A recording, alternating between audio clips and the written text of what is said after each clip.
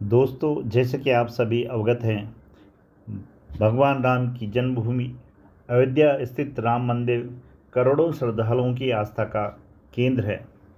देश विदेश से आने वाले भक्त अपनी श्रद्धा के अनुसार दान अर्पित करते हैं।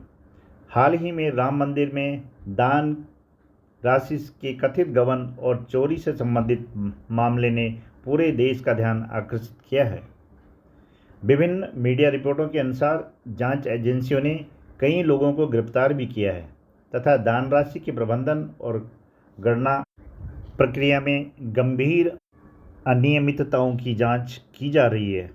कुछ रिपोर्टों में यह भी दावा किया गया है कि दान की गिनती में के दौरान लाखों रुपए प्रतिदिन कथित रूप से गायब किए जा रहे थे। यह घटना केवल आर्थिक अपराध नहीं है, बल्कि करोड़ों श्रद्धालुओं की भावनाओं और विश्वास पर भी आघात है। मंदिर, मस्जिद, गुरुद्वारा या चर्च जैसे धार्मिक स्थान समाज में नैतिकता, विश्वास और सेवा के प्रतीक माने जाते हैं। ऐसे स्थानों पर यदि वित्तीय अनियमितताओं या चोरी की घटनाएं सामने आती हैं, तो इससे संस्थाओं की विश्वसनीयता प्रभावित होती है और लोगों का भरोसा भी कमज़ोर पड़ जाता है। प्रारंभिक जांच रिपोर्ट से संकेत मिलता है कि दान राशि की गिनती, रिकॉर्ड रखने और निगरानी व्यवस्था में कुछ कमियां हो सकती हैं। सीसीटीवी फुटेज और बैंक रिकॉर्ड की जांच के आधार पर कई व्यक्तियों के खिलाफ कार्रवाई की गई है। जांच एजेंसियां यह भी पता लगाने का प्रयास कर रही है कि यह कार्य व्यक्तिगत स्तर पर हुआ या संगठित नेटवर्क के द्वारा किया गया। इस प्रकार की घटनाएं हमें यह सोचने के लिए मजबूर करती है कि धार्मिक संस्थानों में वित्तीय पारदर्शिता और जवाबदेही को और अधिक मजबूत बनाने की आवश्यकता है।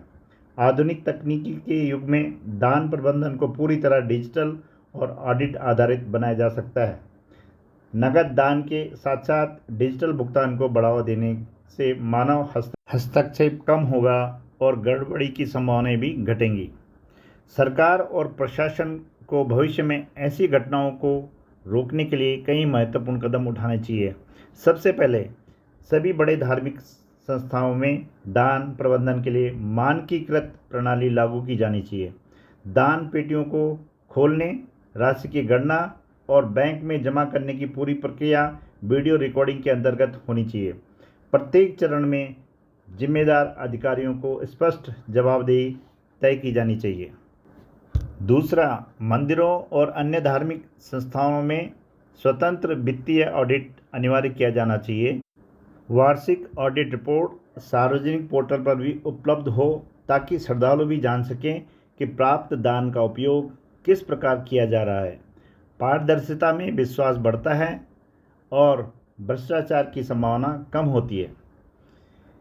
तीसरा, दान राशि की गणना में आधुनिक मशीनों, बारकोड आधारित ट्रैकिंग और डिजिटल रिकॉर्ड प्रणाली का उपयोग किया जाना चाहिए।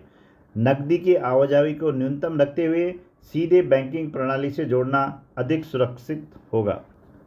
चौथा, मंदिर परिसर में उच्च गुणवत्ता वाले सीसीटीवी कैमरे, एआई आधारित निगरानी प्रणाली और बायोमेट्रिक प्रवेश व्यवस्था लागू की जानी चाहिए। संवेदनशील क्षेत्र में प्रवेश केवल अधिकृत कर्मचारियों को ही मिलना चाहिए। नियमित सुरक्षा ऑडिट भी अनिवार्य किए जानी चाहिए। पांचवा, कर्मचारियों की नियुक्ति से पहले उनकी विस्तृत सत्यापन किया जाना चाहिए। समय समय पर उनकी वित्तीय और नैतिक पृष्ठभूमि की समीक्षा भी आवश्यक है। यदि कोई कर्मचारी अचानक असामान्य आर्थिक गतिविधियों में संलिप्त पाए जाए तो तत्काल जांच होनी चाहिए। छठा, विसल ब्लोअर तंत्र विकसित किया जाना चाहिए जिससे कोई भी कर्मचारी या श्रद्धालु बिना भय के अनियमितताओं की सूचना दे सके। ऐसी शिकायतों को गोपनीय और निष्पक्ष जांच होनी चाहिए। इसके अतिरिक्त यदि किसी धार्मिक स्थान या संस्था में चोरी या गबन सिद्ध होता है तो दोषियों के विरुद्ध कठोर कानूनी कार्रवाई की जानी चाहिए।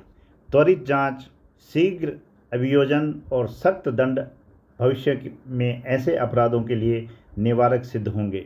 अंततः दोस्तों, राम मंदिर जैसे राष्ट्रीय आस्था केंद्र की पवित्रता और विश्वसनीयता बनाए रखना केवल ट्रस्ट या प्रशासन की जिम्मेदारी नहीं है, बल्कि पूरे समाज का दायित्व है। पारदर्शिता, तकनीकी निगरानी, मजबूत प्रशासनिक व्यवस्था और कठोर कानूनी कार्रवाई के माध्यम से ही भविष्य में ऐसी घटनाओं को रोका जा सकता है। श्रद्धालुओं का विश्वास किसी भी धार्मिक संस्था की सबसे बड़ी पूंजी होती है और उसकी रक्षा सर्वोच्च प्राथमिकता होनी चाहिए। जय हिंद दोस्तों, जय भारत।